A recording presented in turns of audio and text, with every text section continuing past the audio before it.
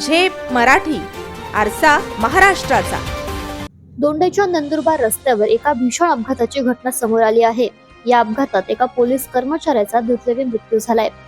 दोंडेच्या नंदुरबार रस्त्यावर एका हॉटेलजवळ भरधाव डंपरने दुचाकीला दिलेल्या भीषण धडकेत 43 वर्षीय पोलीस नाईक दीपक वामन भोई यांचा दुर्दैवी मृत्यू झाला. श्रावण सोमवार निमित्त रामी येथील श्री महादेव मंदिरात दर्शनासाठी जात असताना हा अपघात झाला. दीपक भोई हे दोंडेच्या शहरातील राऊनगर चुडाणे रोड परिसरात राहत होते. ते नंदुरबार जिल्ह्यातील मोलगी पोलीस ठाण्यात पोलीस नाईक म्हणून कार्यरत होते.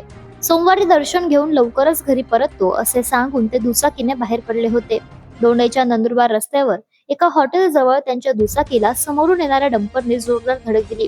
या अपघातात त्यांच्या डोक्याला आणि शरीराला गंभीर दुखापत झाली. अपघातानंतर परिसरातील नागरिकांनी मदतीसाठी धाव घेतली. अपघाताची माहिती मिळताच कुटुंबियांनी घटनास्थळी धाव घेतली.